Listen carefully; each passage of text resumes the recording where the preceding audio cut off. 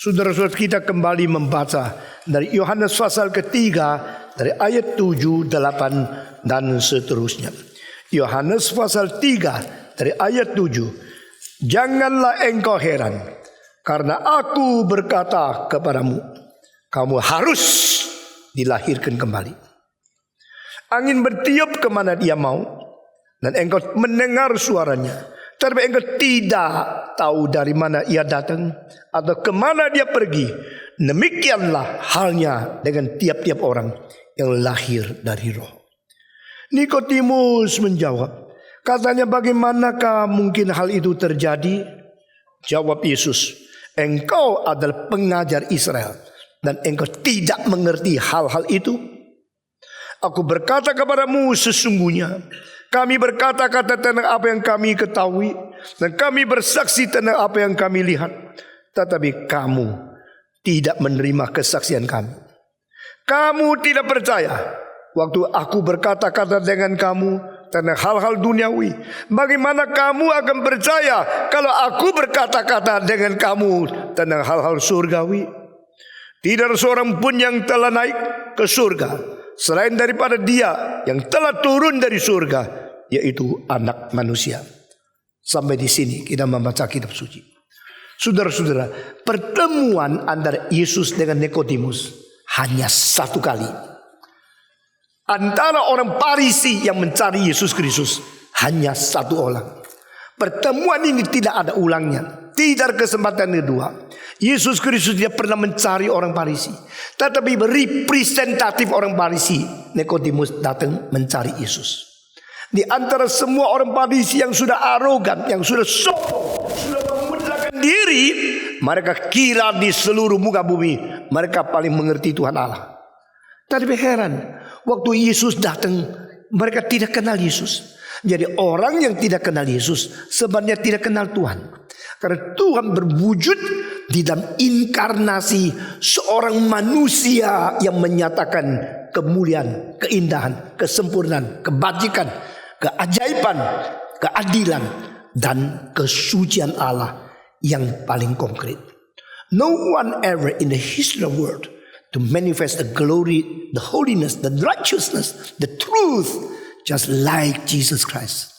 No one ever had achieved what had been manifested by Jesus Christ, His holiness, His sincereness, and His truth teaching to human being. Dengan sesungguh-sungguhnya aku berkata kepadamu, jika manusia tidak diperanakan pula, tidak akan melihat kerajaan Allah. Dengan sesungguh-sungguhnya aku berkatamu, jikalau kamu tidak diperanakan oleh air dan roh, engkau tidak akan masuk ke dalam kerajaan Allah. Dengan sesungguh-sungguhnya aku berkata kepadamu, bahwa engkau harus diperanakan pula. Engkau jangan heran. Yesus tidak terlalu sopan. Yesus tidak terlalu sesuatu keadaan yang begitu segan membicarakan kebenaran kepada orang seperti Nikodemus. Justru Yesus sangat sopan kepada orang sakit kusta, orang sakit keras, orang rendah-rendah. Tapi kepada pemimpin-pemimpin agama, Yesus sama sekali tidak paisengki. Dia tidak sungkan-sungkan mengatakan, kamu harus bertobat.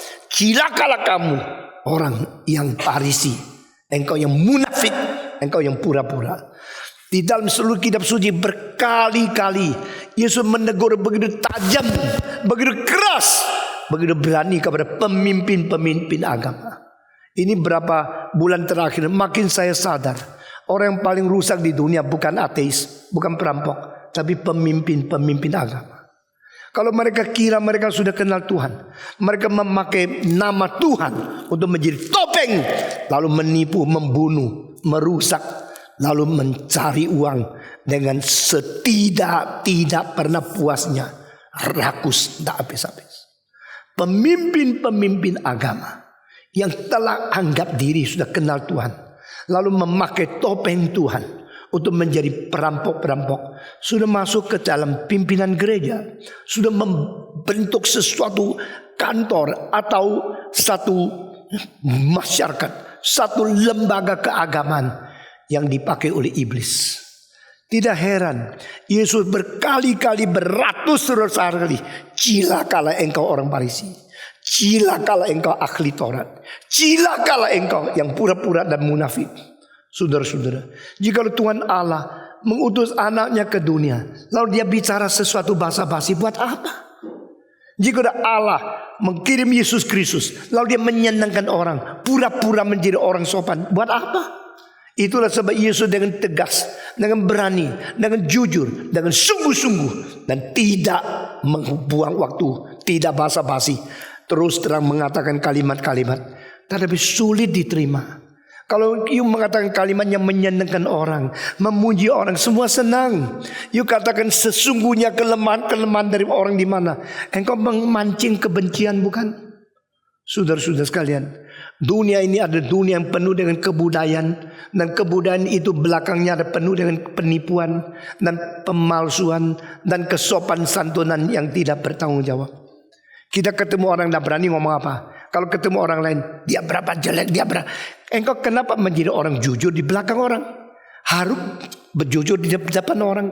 Seumur hidup saya melatih diri saya untuk mereka yang tidak jujur dan tidak sungguh, out from my list of friends. Saya tidak mau bergaul dengan orang yang tidak jujur dengan saya. Mereka yang sungguh-sungguh, betul-betul mau kebenaran, itulah kawan, itulah teman, itulah rekan saya. Saudara-saudara sekalian, Tuhan akan menyaring orang tidak beres. Tidak peduli uang berapa banyak, tidak peduli dia berapa pintar, karena gereja harus menjadi satu organisasi rohani, satu komunitas yang sungguh-sungguh. You are not welcome if you are not sincerely, you are not humbly before God to seek after the kingdom and the righteousness of God. Sebagai pemimpin, pendiri dan pendeta, saya harus mengatakan setiap kalimat dengan jujur. Dan sebagai gembalamu, saya menuntut kamu juga jujur di hadapan Tuhan. Di dalam seluruh kitab Injil Yohanes, Yesus mengatakan 25 kali, dengan sungguhnya aku berkata, dengan sungguhnya aku berkata kepadamu. Di antara 25 kali ini, saudara hitung berapa kali untuk Nikodemus? Karena ini satu-satunya kesempatan pimpinan agama ketemu dengan Yesus. Yesus, bolehkah kita masukkan dia sebagai salah satu di antara begitu banyak pemimpin agama? No. Dia adalah Allah yang datang menghakimi agama. Bagi saya, Yesus bukan salah satu di antara pemimpin-pemimpin agama. Yesus bukan salah satu di antara sekian banyak pendiri-pendiri agama. Yesus adalah anak Allah yang turun ke dunia menghakimi semua manusia. Waktu Yesus berada di dunia, dia mengeluarkan kalimat-kalimat yang begitu tajam untuk mengkritik semua pimpinan agama, khususnya yang tidak jujur, yang pura-pura dan munafik.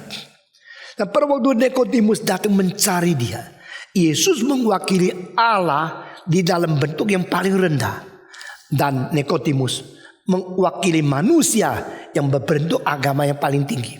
The incarnated God and the high rising the leaders of the religion meet together and they have conversation between the heavenly words of the truth and the human understanding of the religion. Dan Yesus mengatakan, tak cukup. Kau dengan akademik yang begitu tinggi, dengan sekolah yang begitu hebat, dengan keadaan yang begitu tajam, begitu klimaks, pimpin agama. No, tidak cukup. You should be reborn. You should be born again. Jangan heran, kamu harus diperanakan pula. Kalimat ini sebenarnya adalah kalimat yang paling tajam dan paling singkat dan paling diperlukan oleh seluruh kebudayaan Yahudi. Saudara-saudara, kebudayaan Yahudi sama keadaan Yesus di dunia ini menjadi dua kekuatan yang luar biasa kontranya. Jadi akhirnya orang Yahudi merasa kedatangan Yesus menjadi ancam mereka. Jikalau Yesus terus dengan daya tarik begitu besar melakukan mujizat, mengajarkan moral dan mengkupaskan semua pengertian perjanjian lama dari nubuat-nubuat nabi yang bikin seluruh rakyat ke situ dan tidak ke sini lagi. Ini saingan. Pemimpin agama paling takut disaingi oleh pemimpin agama yang lain. Dan mereka tidak rasa ini Tuhan yang datang mengecek dan menghakimi, memberikan inspeksi kepada kami yang katanya berbakti kepada Tuhan. Justru ini ancaman daripada agama kami. Kenapa setelah Yohanes orang Yahudi dari semua kampung, semua provinsi tidak ke Yerusalem untuk masuk ke dalam bait Allah? Mereka perginya ke padang belantara. Silakan. Ini bait Allah begitu besar sudah dibangun. Orang tidak mau datang. Orang pergi ke padang belantara. Padang belantara tidak ada bangunan, tidak ada mesbah, tidak ada tempat ibadah, tidak ada upacara untuk mengkorbankan atau memotong sapi atau menebus dosa. Kenapa di tempat yang sepi, yang sunyi, yang begitu kotor, di padang belantara ratusan ribu ke situ. Lalu gereja itu gedung bait Allah menjadi kosong belaka. Wah, mereka kepala sakit. Mereka kira makin megah, makin besarnya gedung, orang makin datang. Tapi tidak. Kenapa tidak? Saya pikir terus sejak waktu saya umur 20 lebih. Kenapa manusia pergi ke padang belantara? Kenapa manusia tidak pergi ke bait Allah? Kenapa manusia tidak pergi ke tempat yang boleh memberikan korban untuk menebus dosa? Mereka datang bertobat di pinggir sungai Yordan. Yohanes berkata, bertobatlah kamu karena kerajaan Allah sudah dekat. Mereka menangis, mereka mengaku dosa, mereka bertobat, mereka dibaptiskan di situ. Tapi mereka tidak datang kepada seorang imam, aku berdosa, tolonglah tebus dosaku. Lalu imam bilang, engkau penghasilan berapa? 1 bulan 50 juta, beli sapi. Kalau 1 bulan 2 juta, beli merpati. Menurut status keluargamu, ekonomimu, engkau harus memberi korban yang besar. Kalau beli sapi, lalu semua dibakar, lalu barang-barang yang paling baik dimakan sama imam. Nah, engkau harus kaya, bayar banyak, imam juga ikut kaya seperti kamu. Tetapi Yohanes Pembaptis tidak katakan beli sapi ya, beli merpati ya, beli domba, tidak. Bertobat saja. Mereka bertobat. Oh, hemat loh ini ya. Jadi datang ke Yohanes tidak usah beli sapi, duitnya masih ada. Lalu datang ke, oh Tuhan ampuni dosaku. Seluruh negara pergi ke padang belantara, tidak ke bait Allah. Lalu mereka mulai cilaka. Kalau begini income kita bagaimana? Kalau begini kita jadi sepi. Lalu orang bangsa Israel pergi ke sungai, tidak ke sini. Buat apa bait Allah? Itu human reasoning and human factor, human foundation, human basis of thinking. Sekarang menggoncangkan keagamaan. Agama mulai dicampuri oleh motivasi yang lain. Saudara-saudara, maka mereka datang kepada Yohanes. Siapa kamu? Aku diutus oleh Tuhan. Buat apa di sini? Minta orang bertobat. Lalu, di mana kuasamu? Oh, wah, mereka tanya dia, Yohanes, maaf ya, kalian tidak berani khotbah lagi. Kalau tidak boleh ya sudah. Tidak. Yohanes bilang, kau keturunan bangsa ular yang beracun. Terjemahan yang lain, kamu adalah benih ular yang berbisa. Jikalau engkau tidak bertobat, pemimpin agama pun dimarahin oleh dia.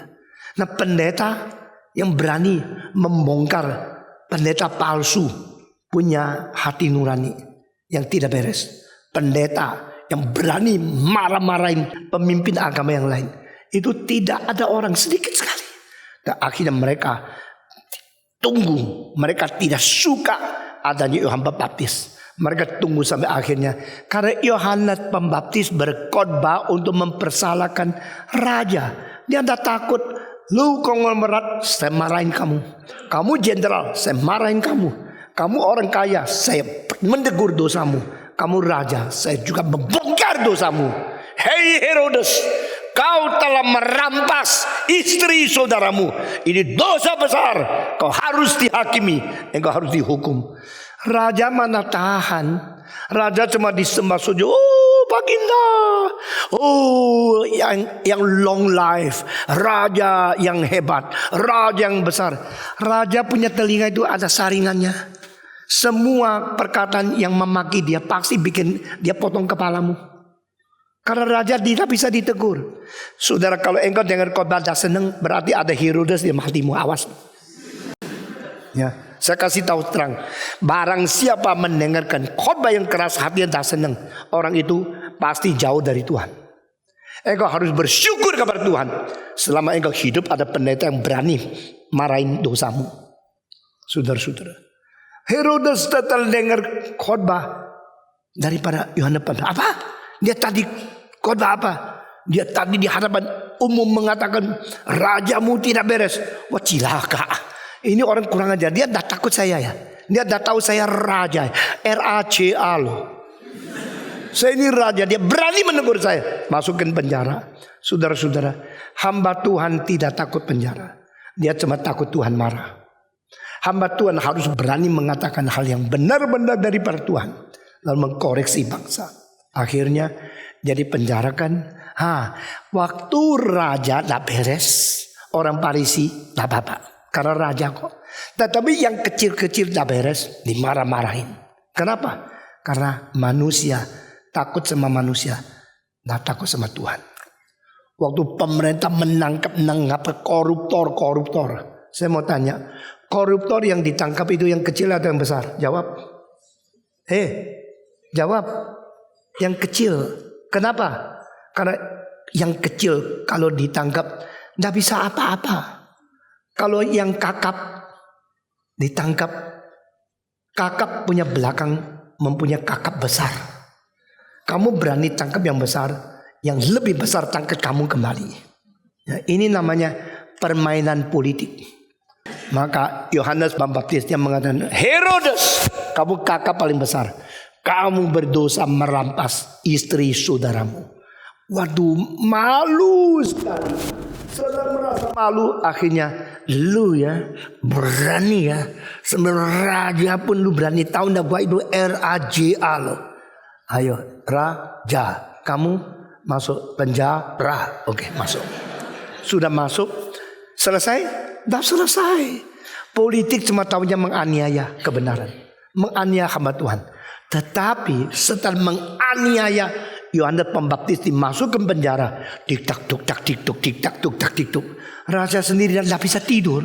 Jadi malam-malam ada suara Tuhan mengatakan, lu kira lu hebat ya? Lu kira lu raja ya?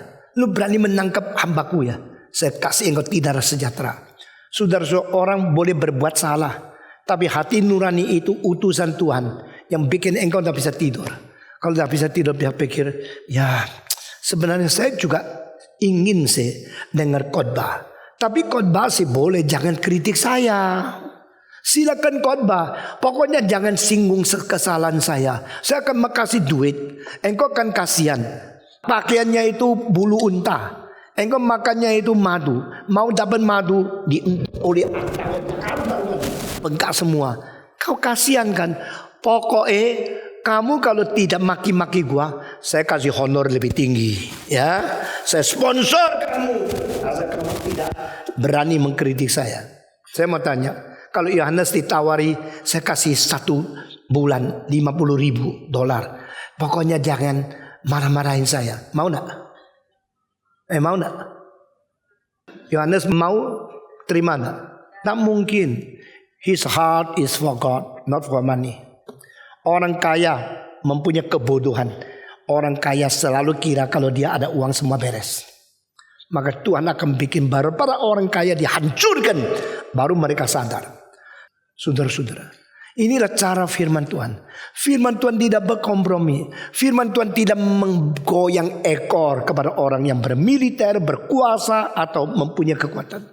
Satu kali saya berada di Palembang, saya mengatakan, jangan jalan-jalan, duduk baik-baik dengar khotbah Tuhan. Firman Tuhan, orang itu orang kaya. Setelah dengar marah sekali, dia keluar. Sudah keluar, terus dia bilang, pendeta sombongnya seperti ini. Saya tidak sombong, saya cuma bilang jangan jalan-jalan, itu kok sombong. Heran, dia tak ngerti bahasa itu. Lalu dia bilang, saya tidak mau dengar khotbah. Stephen Nong dari saya tidak mau dengar. Ya sudah dong. Lu udah dengar gua udah rugi kok.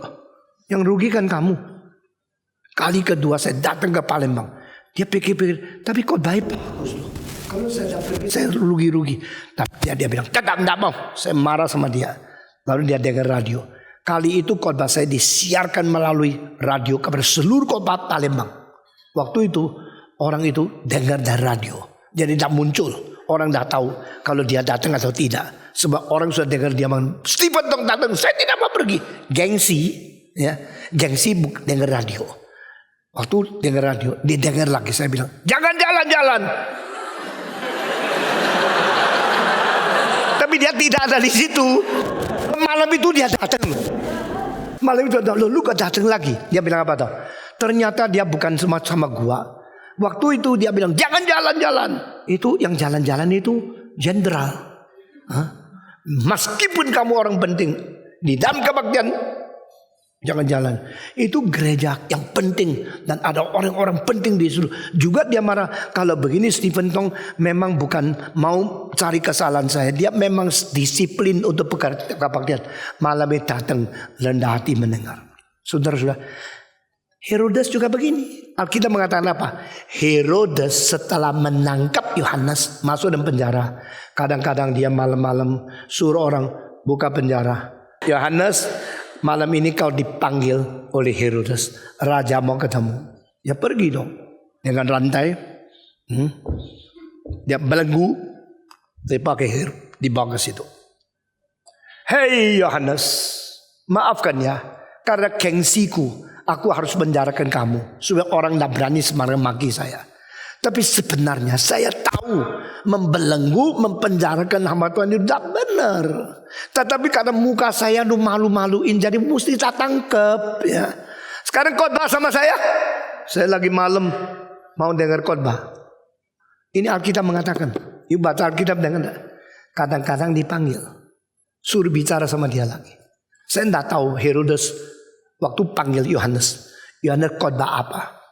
Kalau saya bilang, tidak usah ya. Waktu Roh Kudus suruh saya berkhotbah, you tidak mau dengar. Sekarang ia mau dengar, tidak usah. Yesus pada waktu di hadapan Herodes. Herodes bilang, ayo pamerkan dong mujizatmu. Yesus tidak kasih mujizat. Tidak jawab dia.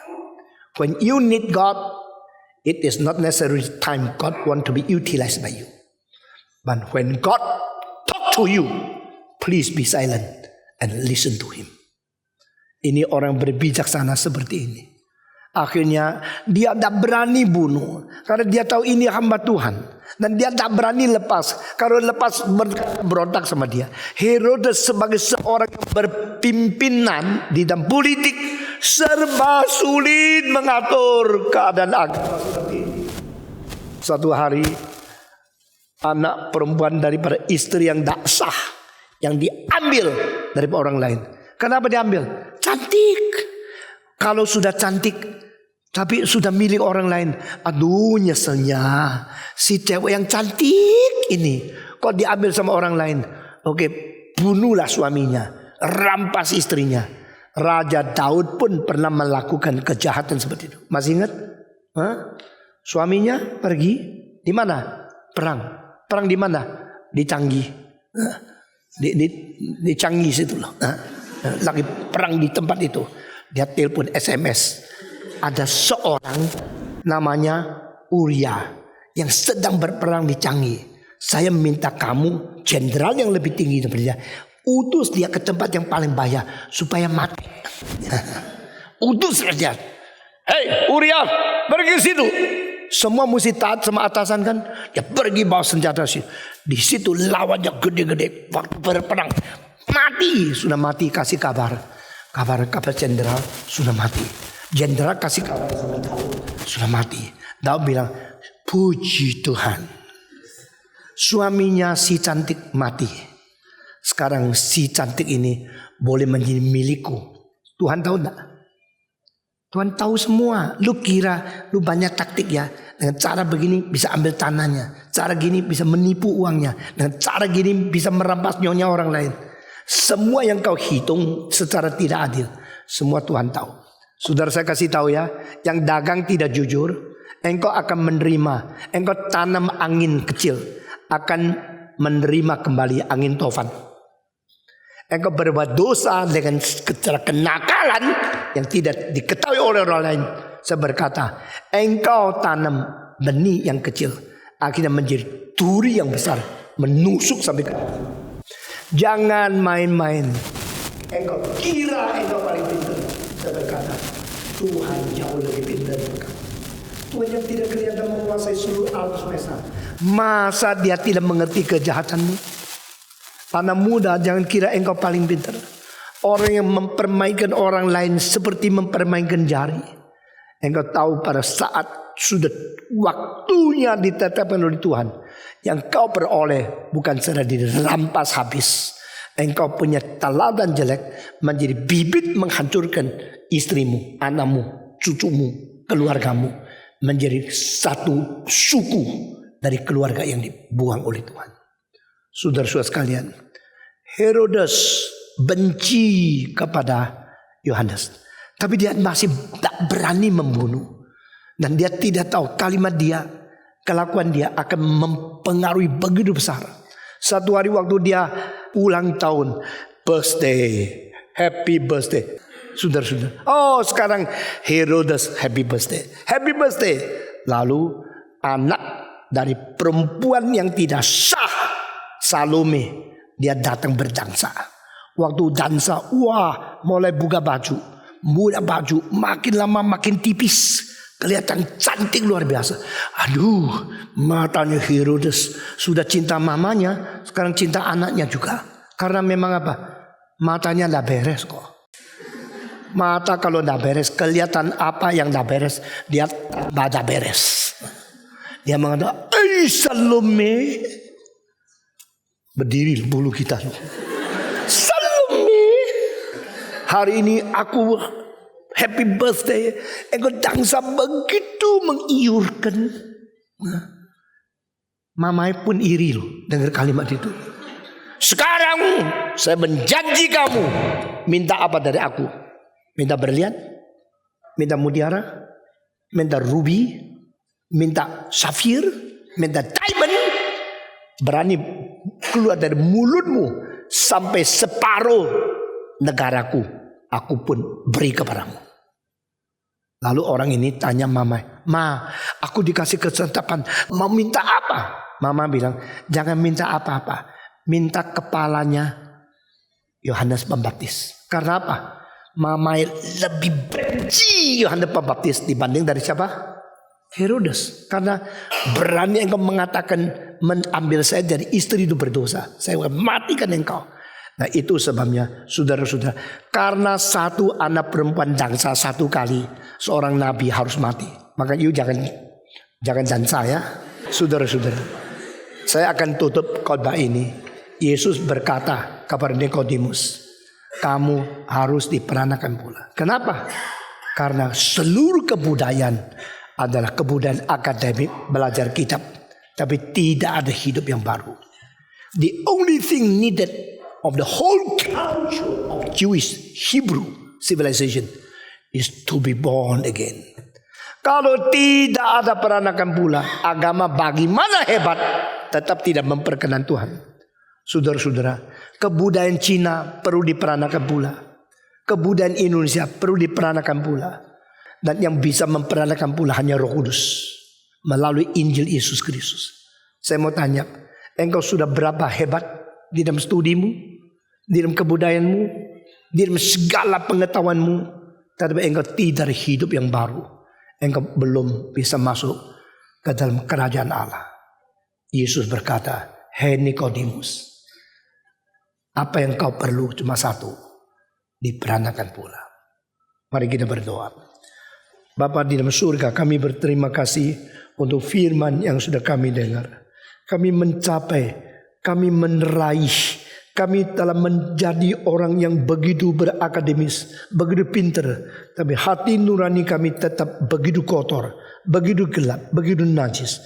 Karena kami tidak mempunyai hidup dari Roh Kudus. Kami hanya mempunyai hidup daripada kedagingan. Dan engkau berkata daging itu dilahirkan oleh daging, roh dilahirkan oleh roh. yang dilahirkan oleh daging-daging adanya, yang dilahirkan roh-roh adanya. Kami berdoa kiranya Engkau memberikan kekuatan kepada kami, bukan membanggakan, bukan meninggikan apa yang kami capai di dunia, tapi kami akan menerima hidup yang baru dari Roh-Mu yang kudus. Terimalah doa kami dalam nama Yesus Kristus. Kami berdoa. Amin.